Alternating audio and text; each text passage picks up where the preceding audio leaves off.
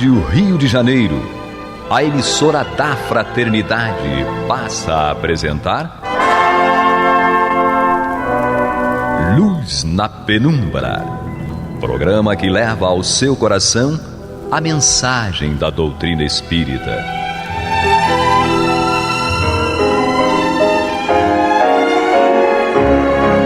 E com vocês, Eduardo Araújo, para o estudo de O Livro dos Médiuns, da obra codificada por Allan Kardec.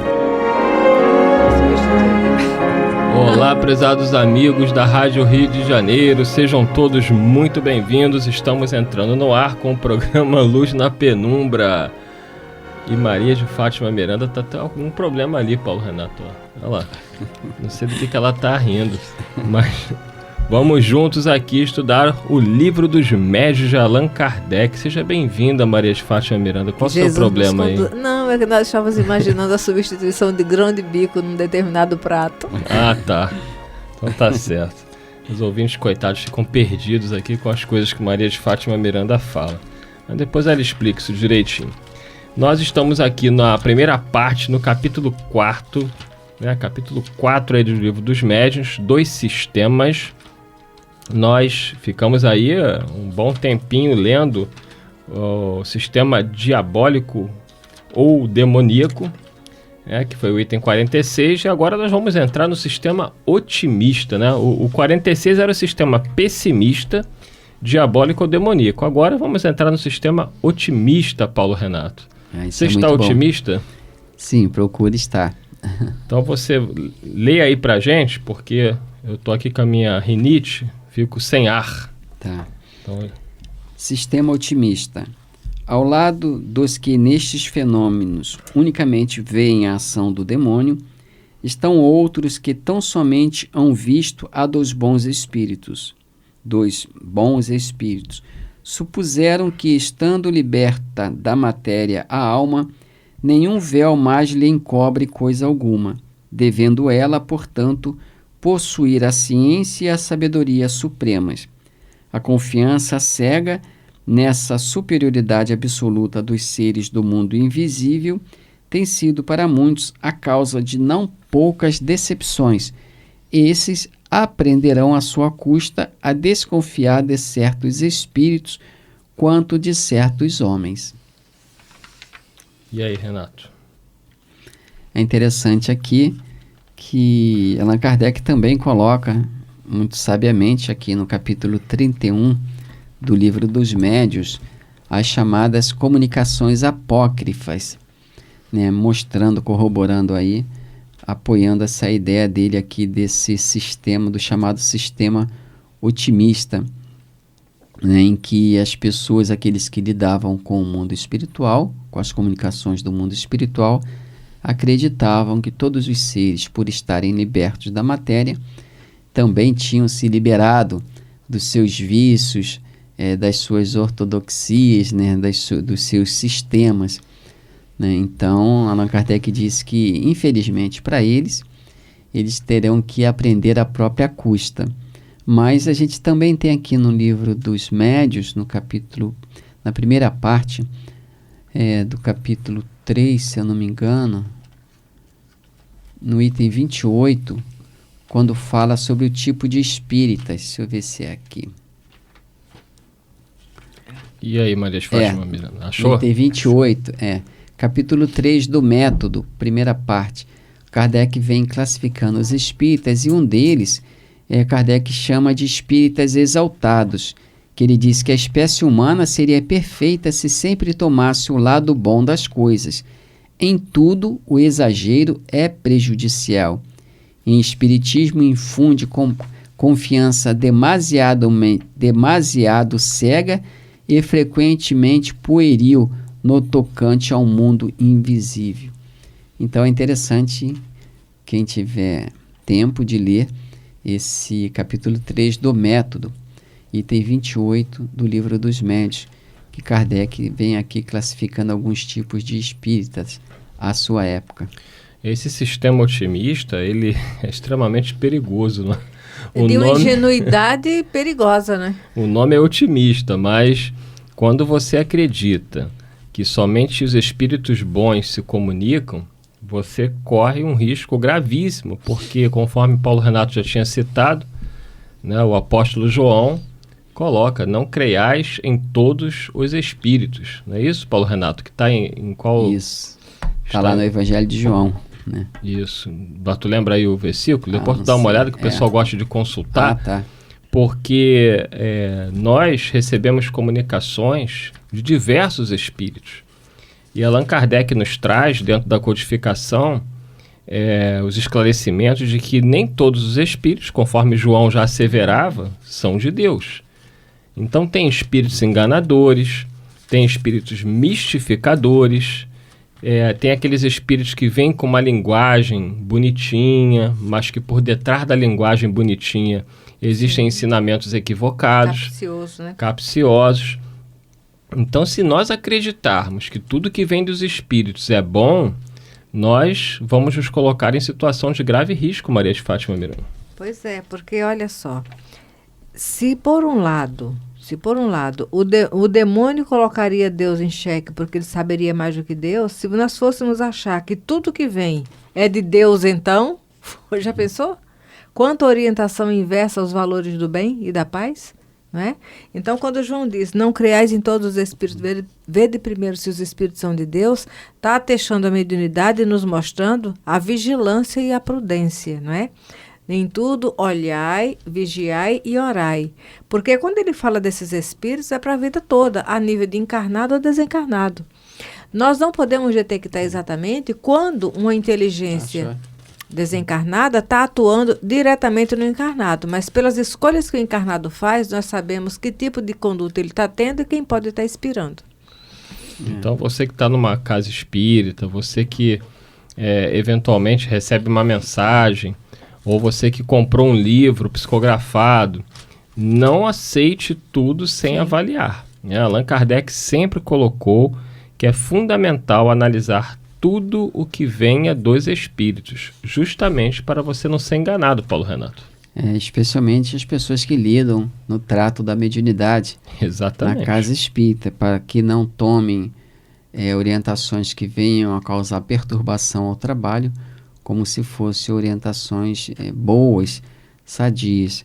Mas no primeira carta de João, no capítulo 4, ele fala assim: amados, não deis crédito a qualquer espírito, antes provai os espíritos se procedem de Deus, porque muitos falsos profetas têm saído pelo mundo afora. Então, primeira epístola de João, capítulo 4. Já à época, eles sabiam dessa interferência, digamos assim, maléfica do mundo espiritual sobre os trabalhos que envolvem o bem. Então, todos nós sabemos dessa interferência do mundo espiritual sobre nós, mas parece que às vezes nós fazemos questão de esquecer, né? Então, é um tanto quanto delicado a gente se submeter voluntariamente ao mau conselho e depois dizer que a culpa foi do espírito, né? Sim.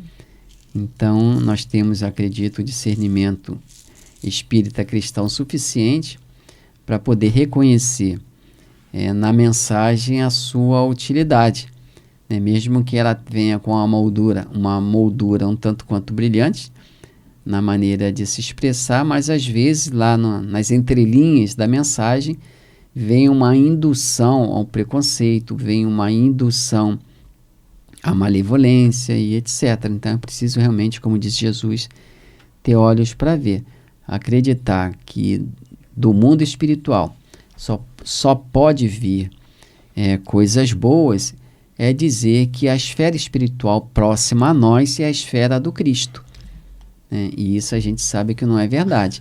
As esferas espirituais próximas a nós habitam nessas esferas habitam espíritos com as nossas mesmas tendências e inclinações. Então é natural que nós sintonizemos melhormente falando, com esses espíritos que se afinam com os nossos gostos e tendências. Então, do mundo espiritual vem coisas boas? Vem, muitas coisas boas. Se não fosse assim, a humanidade não progrediria. nós não atingiríamos aquela recomendação de Jesus, sede perfeitos como perfeito é vosso Pai que está nos céus. Mas também temos que ter olhos atentos na própria recomendação de Jesus, vigiai e orai. É isso aí. Vamos dar a sequência no nosso estudo. Você que está chegando agora, nós estamos aqui na primeira parte do Livro dos Médiuns, capítulo 4, dos sistemas, e agora vamos iniciar o item 48 na leitura de Maria de Fátima Miranda. Vamos lá. Sistema uniespírita ou monoespírita.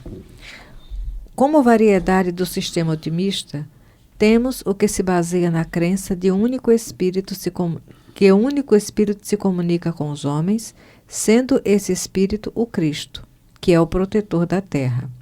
Diante das comunicações da mais baixa trivialidade, de revoltante grosseria, impregnadas de malevolência e de maldade, haveria profanação e impiedade em supor-se que pudessem emanar do espírito do bem por excelência.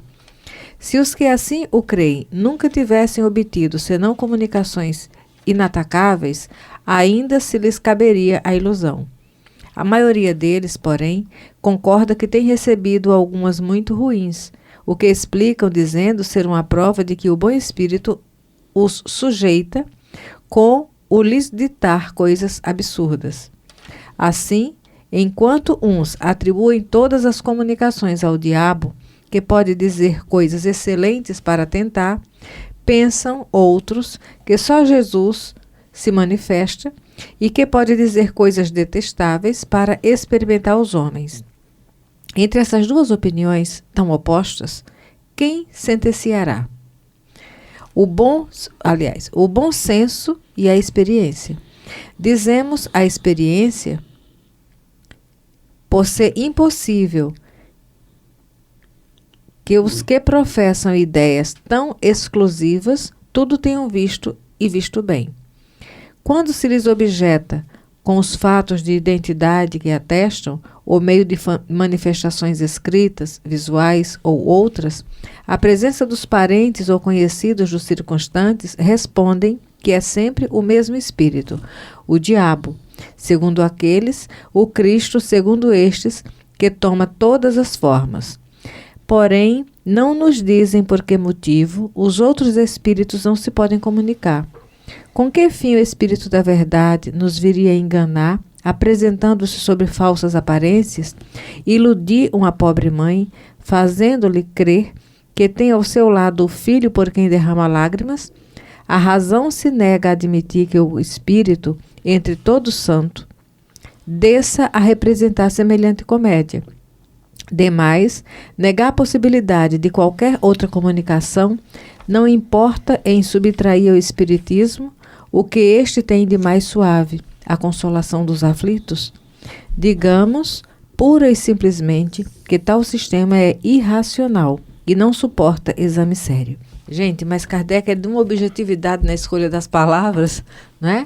Que não fica dúvidas. E aí, Maria de Fátima?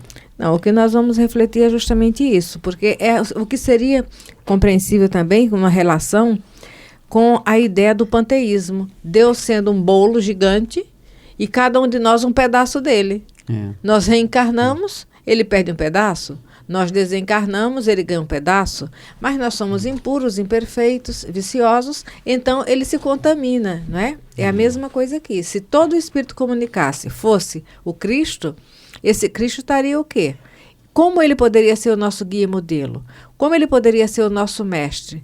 Se ele, em vez de nos elevar para o belo, para o bom e para o puro, ele estava sempre se rebaixando a nós, não teria condições disso. Quer dizer, por um lado, acredita que só possa ser o demônio. Por outro, duas extremidades. Só pode ser Jesus, ou o Espírito Santo, ou seja lá o nome que a gente queira dar. Não tem sentido nenhuma nem outra, né? Os espíritos continuam a viver. Jesus anunciou isso, ele próprio mostrou isso quando volta depois da sua morte. O Paulo Renato citou várias passagens bíblicas em outros programas atrás, mostrando essa relação já lá no Velho Testamento, a crença que eles tinham nessa possibilidade da comunicação entre vivos e mortos. E isso é muito mais simples, é muito mais racional e é muito mais justo, Paulo Renato. Justamente. E seria até nos colocaria numa posição muito difícil se Jesus assumisse esse papel de nos enganar, de testar a nossa fé, a nossa fidelidade, se disfarçando, digamos assim, de demônio, né? Nos incentivando ao mal para verificar a nossa fidelidade ao bem. Que estabilidade nós conquistaríamos com isso? Nenhuma, Não é? né? E como é que nós poderíamos saber, em sã consciência, dentro desse argumento aí, qual seria a comunicação do bem verdadeira? Interessante que no livro Paulo o Apóstolo, Lutero o Reformador, do Hermínio Corrêa de Miranda, ele narra ali um fato de que Lutero, certa feita, lá no seu quarto escrevendo, ele vê uma luz brilhar na sua parede e viu, segundo consta lá, segundo o relato, ele viu a figura de Jesus e se desesperou, né? E viu aquela luz e a figura do Cristo e se desesperou porque ele achou que era Satanás tentando ele, né? Então, com toda a ideia reformista de Lutero, ele ainda era um homem preso aos preconceitos religiosos de sua época. Então ficaria difícil a nossa salvação se o Espírito bom, excelente, né, que é Jesus, pudesse vir, se dispusesse a vir a nos enganar, porque nos colocaria sempre naquela posição de dúvida, né? Quando houvesse uma comunicação verdadeira do bem, nós procuraríamos o mal ali, o pretenso mal ali embutido, e no final das contas nós não acreditaríamos mais em nada, né? Porque se o bem pode se camuflar de mal, nós estaríamos perdidos. Mas na questão 625 de O Livro dos Espíritos, Allan Kardec perguntou: qual o tipo mais perfeito que Deus tem oferecido ao homem para lhe servir de guia e modelo? Os benfeitores responderam: Jesus, né? Então é o espírito mais perfeito que a Terra conheceu, e essa perfeição não admite, né, no nosso raciocínio, não admite qualquer imperfeição, né? Então Jesus não se posicionaria nesse comportamento de nos enganar com seus ensinos, repito, para verificar a autenticidade da nossa fé. Então realmente é um sistema infeliz, mas que por certo deve ter feito muitos adeptos. E nós vamos observar que hoje em dia acontece assim, dentro de uma determinada orientação religiosa, o que acontece ali é o Espírito Santo, mas tudo que acontece fora dela é o demônio. Não é? Isso. Quando a manifestação é dentro da igreja, é o Espírito Santo. Quando é fora da igreja, é o demônio. Aí a gente lembra também lá Isaías, o texto de Isaías, quando se pretendia construir o templo para adorar o Senhor, Deus falou lá pela boca de Isaías o seguinte: até o céu é o meu trono, a terra o estrado de meus pés. Que casa me edificareis vós, onde é o lugar do meu repouso? Então, queria circunscrever Deus a um templo de pedra, né, um espaço tão curtinho, né, em que se constrói com as mãos, dizer que ele só habita ali, só se manifesta ali e só faz os seus, entre aspas, milagres ali, é realmente reduzir o Criador à posição, às vezes, mais inferior do que a própria criatura, né? Então, a casa de Deus é o próprio universo, é a sua criação. Dizer que Deus só pode se manifestar através daquela instituição é dizer que antes da criação daquela instituição, Deus não se manifestava em lugar nenhum. Nós não poderíamos ter a presença de Deus na Terra, porque, afinal de contas, aquele templo erigido, levantado em favor dela, ainda não existia. E mesmo na questão religiosa, antes de existir aquela religião, Deus também não salvava ninguém, já que só se salva por aquela religião. E antes disso, ninguém foi salvo, todos foram para o inferno. Pois né? Então são incoerências no raciocínio que podem sustentar e ser do agrado de alguns, mas realmente não dizem respeito ao Evangelho de Jesus. E aí, Miranda, estamos chegando já pertinho do final. Nós vamos entendendo que dentro do raciocínio humano são os alicerces da fé, né? Porque esse que compreende dessa forma vai e volta, encarna, desencarna, chega uma hora que vai conseguir entender aquilo que hoje desdenha. Outro dia eu estava falando para minha filha do cachorro, né? A gente às vezes vê lá perto de casa um cachorro que é esperto, ele não atravessa a rua enquanto o carro está passando. Ele olha, às vezes ele ameaça atravessar e volta. Ele vê que o carro está mais próximo, ele volta. Outros ali já foram atropelados. Aí eu falo para minha filha, esse daí já morreu várias vezes. Pois é. Agora aprendeu que deve olhar para um lado e para o outro. Aquele que morreu atropelado, ainda falta morrer muitas vezes para aprender a olhar para um lado e para o outro. Mas assim somos nós, né? É preciso nascer, como dizia Allan Kardec lá, retirado do templo de Delfos. É preciso nascer, morrer, renascer ainda e progredir sempre. Tal é a lei. E ainda tem aqueles que só atravessam a rua quando o sinal fecha. E atravessa bem devagar na deles. Morreu várias vezes. Esse que morreu mais vezes ainda. Não chegamos a concluir, não é? Esse item 48, correto? O 48 nós concluímos. Chegou a ler 49, tudo? Cheguei. Então a gente, semana que vem, então nós já retornamos com o sistema multi-espírita ou poliespírita, cada sistema.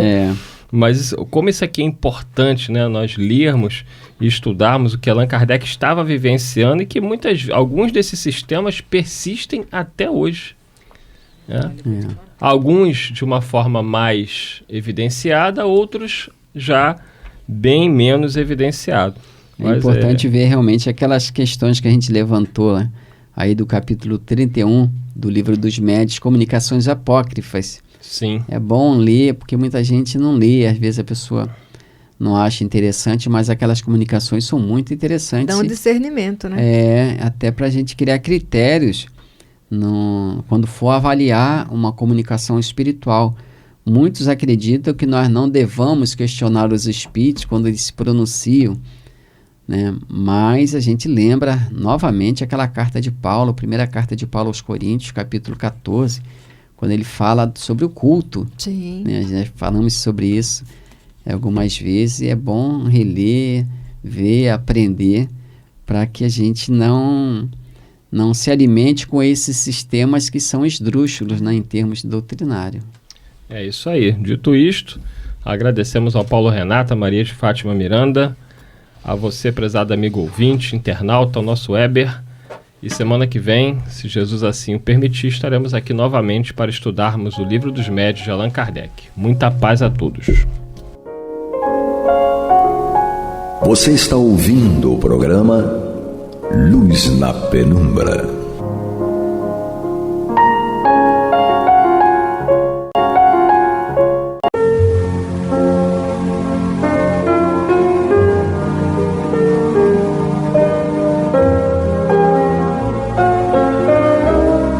A Rádio Rio de Janeiro está levando ao seu lar e ao seu coração a mensagem consoladora da doutrina espírita, através do programa Luz na Penumbra. E agora com vocês, Amaury Santos e Astênio Oliveira, para comentar os textos da Revista Espírita de Allan Kardec no período de 1858 a 1868. Olá, meus amigos, meus irmãos, nós aqui outra vez. Eu, Amaury Santos e Astênio Evangelista de Oliveira, para, junto com o Kleber, continuarmos analisando a Revista Espírita de 1858 a 1868. Já chegamos agora em abril de 1858 e Kardec, só para relembrar, começa a fazer análise na área psicológica. E o Astênio vai dar prosseguimento a isso. Perfeito. Então nós começamos no nosso último programa, Kardec transcrevendo aqui para a Revista Espírita de abril de 1858, uma carta que ele recebeu de um dos assinantes e que, como Kardec concordava com o conteúdo da carta, ele trouxe a carta para a revista, né? Então, ele extrai lá da carta, que era maior do que o que está aqui, ele extrai lá da carta essa passagem aqui. Então ele dizia assim, esse assinante dizia assim: cada coisa tem seu tempo.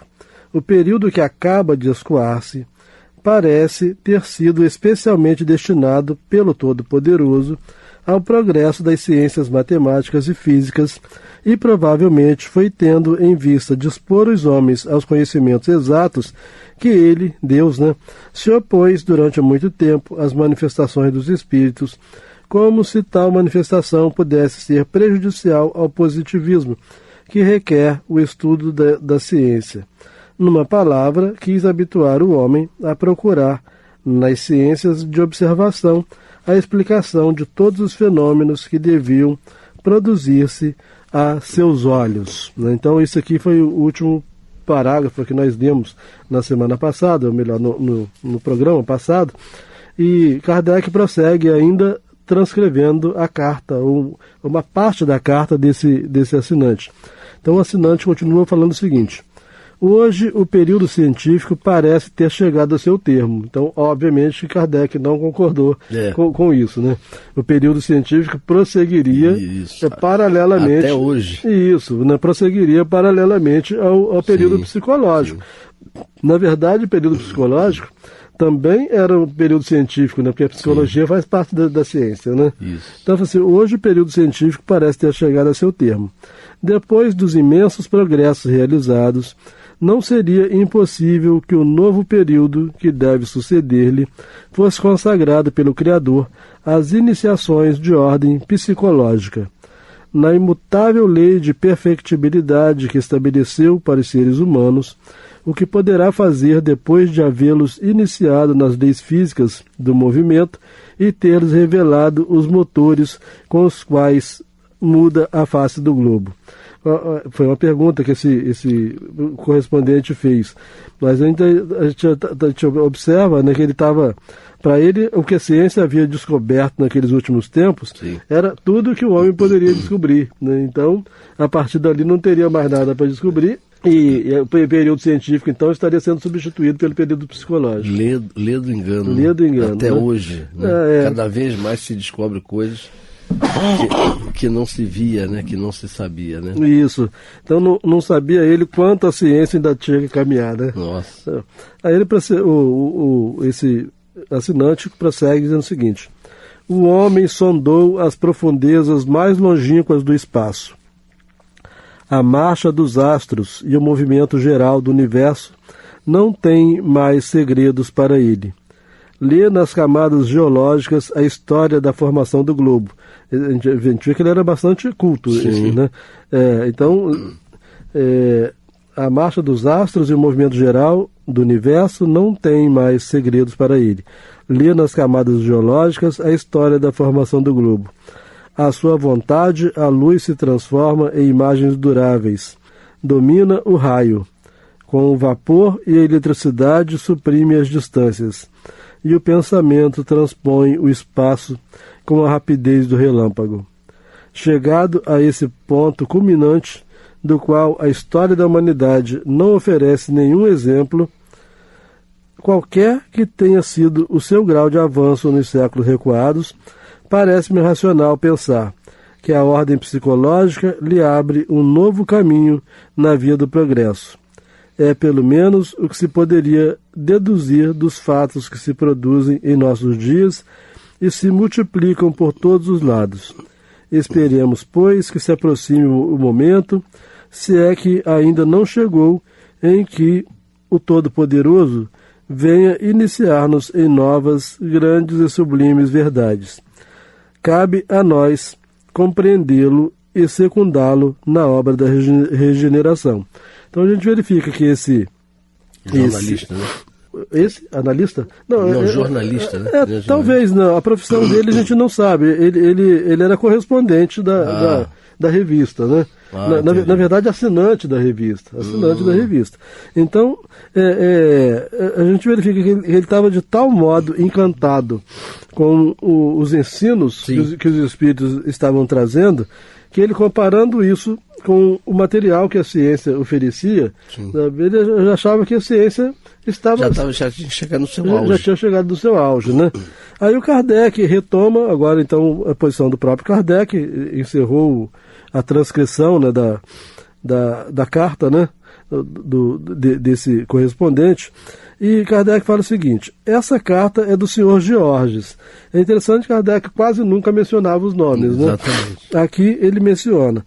E a gente vai verificar, né, com o tempo, que esse senhor Georges depois ele desencarna, e Kardec ele aproveita, ele traz para a revista uma série de mensagens instrutivas desse senhor Georges, né? Algumas comunicações que, comparando com as comunicações que nós temos hoje, né, de Bezerra de Menezes, de Emmanuel, de Joana de Ângeles, estão longe da beleza e da profundidade das mensagens que nós recebemos dos espíritos hoje. Mas para a época, né, Kardec... Foi um avanço, né? Isso, Então Kardec considerava que tinha um grande aproveitamento nas mensagens do Georges. Então, essa carta é do senhor Georges, do qual havíamos falado em nosso primeiro número. Não podemos senão felicitá-lo pelos seus progressos na doutrina. Os elevados pontos de vista que desenvolve demonstram que a compreende em seu verdadeiro sentido. Para ele, a doutrina não se resume na crença dos espíritos e em suas manifestações. É toda uma filosofia. Então, Kardec estava satisfeito com os avanços do Sr. George no estudo da doutrina, né? Porque ele já tinha percebido que era uma filosofia. Bom, como ele, admitimos que entramos no período psicológico. Então, Kardec também aceitava que a humanidade tinha entrado no período psicológico, né? Então, como ele, admitimos que entramos no período psicológico e achamos perfeitamente racionais os motivos que nos apresenta, sem crer, todavia, que o período científico tenha dito sua última palavra. Kardec era um colosso, né? Não é? Olha só. A visão, né? Então, ele aceitava tudo, menos aquela parte em que ele afirmava que o período psicológico... Que acabou.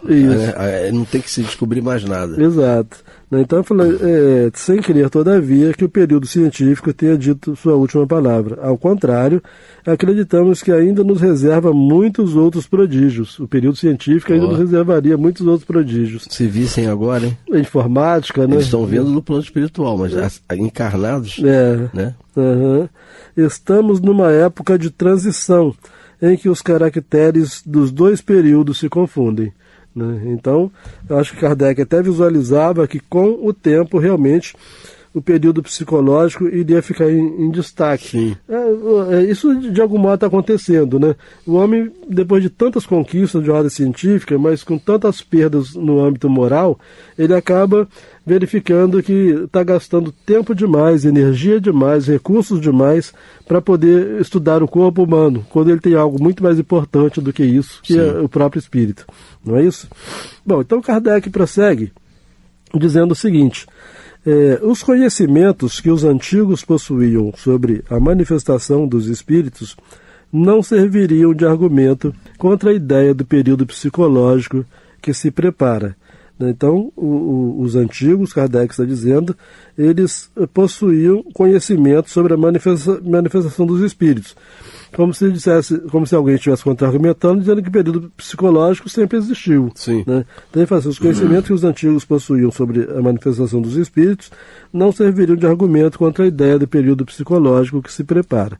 Com efeito, notamos que na antiguidade esses conhecimentos estavam circunscritos ao estreito círculo dos homens de elite. Né? Então, os conhecimentos espíritas, né, a manifestação dos espíritos, já existiam, mas estavam circunscritos, né, a alguns iniciados. Exatamente, porque na realidade o povo não tinha cultura, né?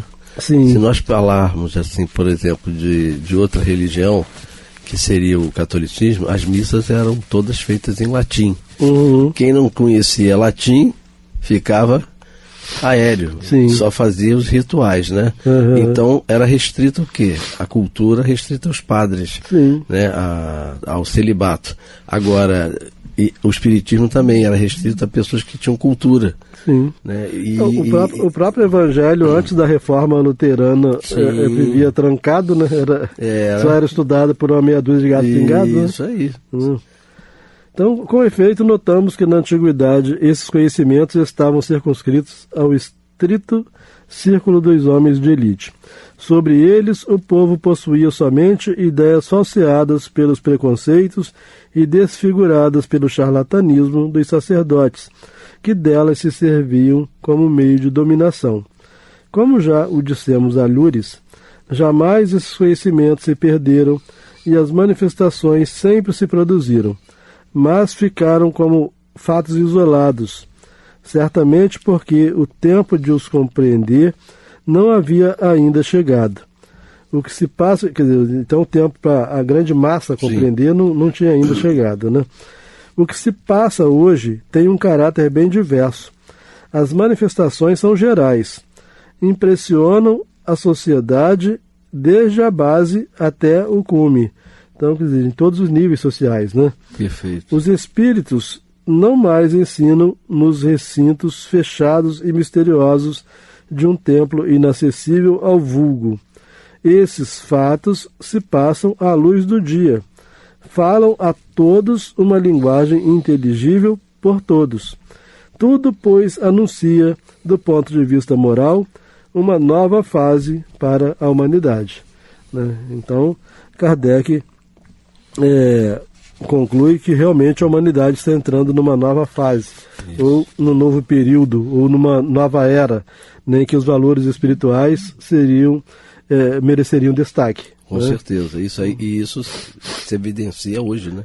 Sim. Se evidencia. Sim, hoje você, não obstante a ignorância ainda campeie, né? Por toda parte, as luzes também se lançam, né?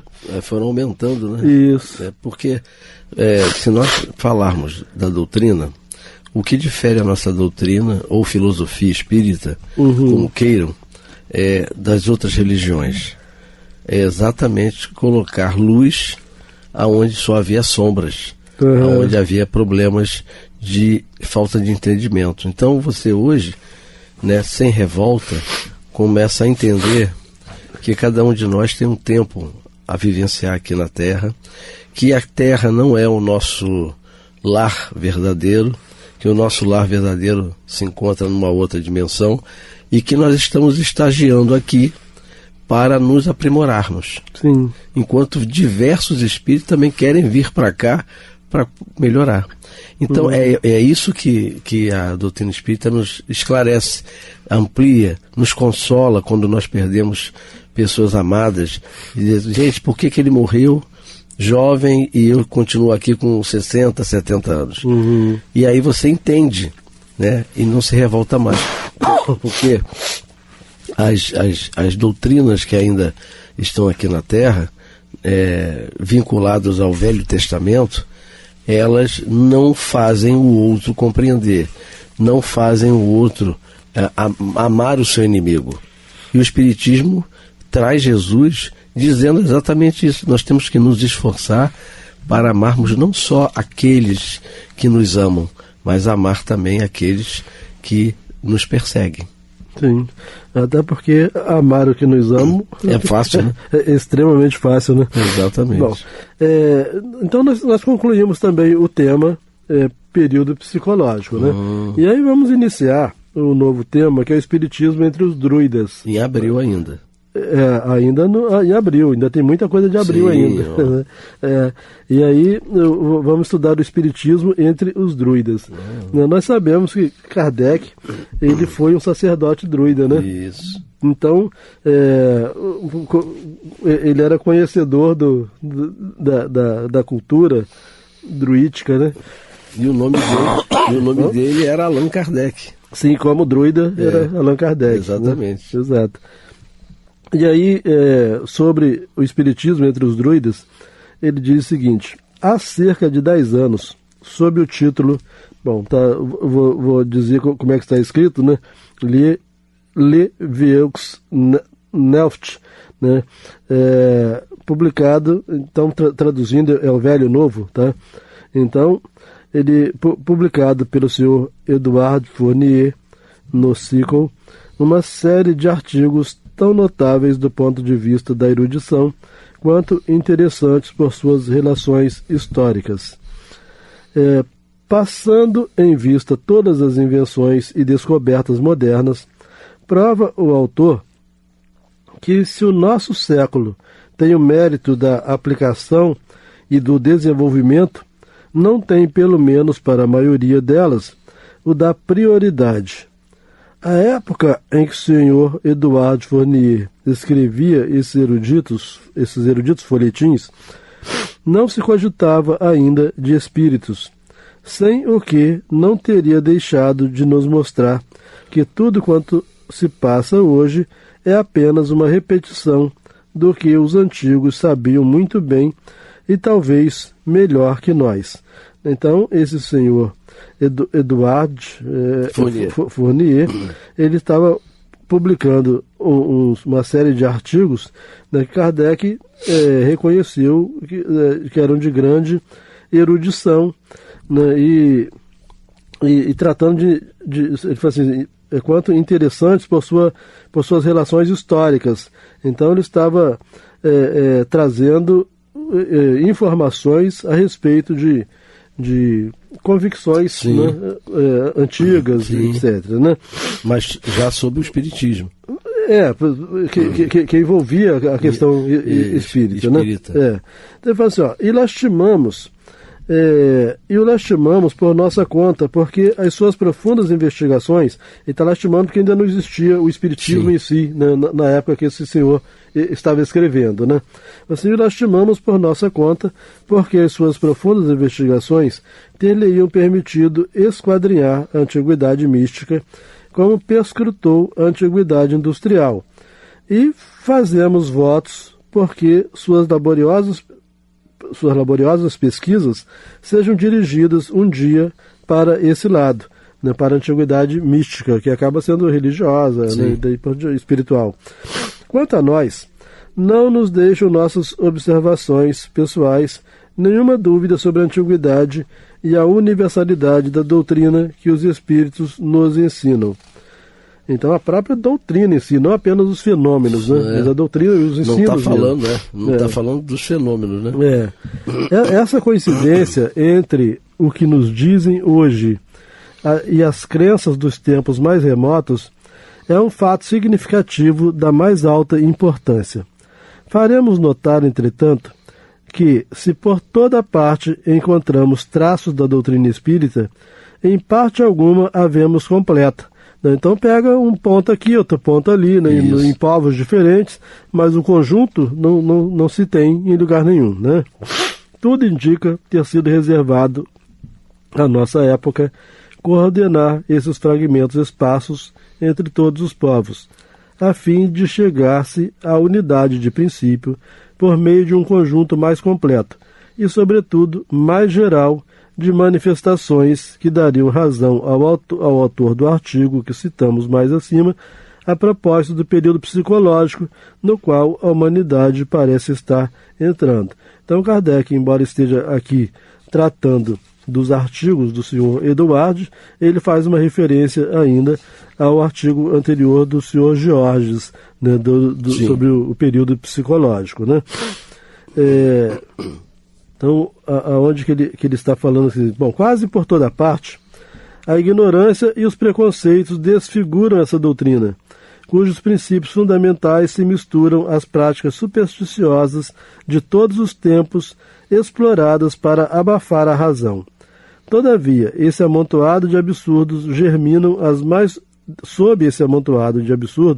germinam as mais sublimes ideias, como sementes preciosas ocultas sob as sarças, não esperando senão a luz vivificante do sol para se desenvolverem. Mais universalmente esclarecida, nossa geração afasta as sarças. Tal limpeza de terreno, porém, não pode ser feita sem transição Deixemos, pois, as boas sementes o tempo de se desenvolverem e as más ervas o de desaparecerem.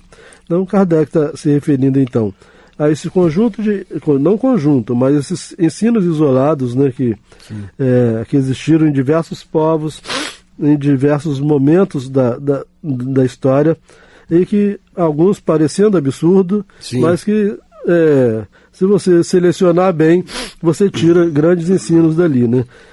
E em todas elas, né, ele está falando daí no caso, né, de um contexto geral, e nós sabemos que em todas as civilizações se falava, não a palavra espírita, mas se falava em alma, né?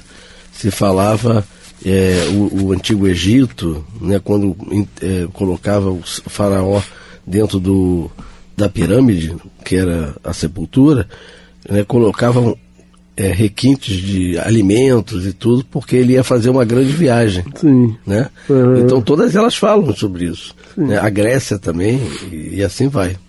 Estavam convencidos disso, né? Vamos ter só mais um parágrafo, porque nosso tempo está terminando, né? Sim. Aí o Kardec dizia o seguinte: a doutrina druídica oferece-nos um curioso exemplo do que acabamos de dizer.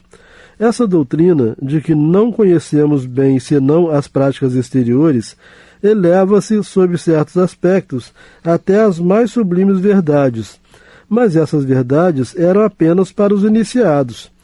Terrificado pelos sacrifícios sangrentos, o povo colhia com tanto respeito o visgo sagrado do carvalho e via apenas a fantasmagoria. Poderemos julgados pela seguinte citação, extraída de um documento tão precioso quão desconhecido e que lança uma luz inteiramente nova sobre a teologia de nossos ancestrais. E mais à frente, né, nós vamos prosseguir no próximo encontro. Kardec vai trazer alguns ensinos dos druidas, né? Entendeu? Extremamente interessantes.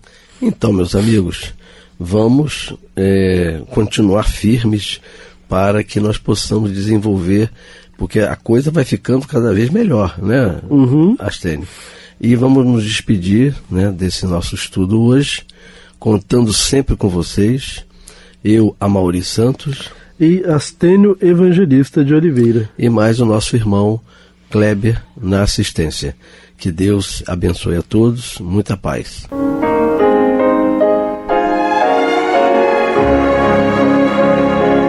E vamos ouvir agora a prece de encerramento de nosso programa, na voz de Geraldo de Aquino.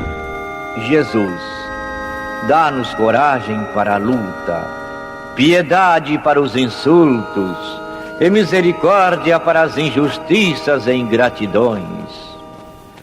Limpa nossa alma de inveja e ambições mesquinhas, de ódio e de vingança o nosso caminho. E que dentro em pouco, ao recolher-nos de novo ao calor do nosso leito, para que o sono nos dê a paz e o esquecimento das tristezas humanas, possamos sentir, Senhor, no mais íntimo de nosso ser, a doçura indefinível do Teu amor e a grandeza incomparável da Tua divina presença. Que assim seja.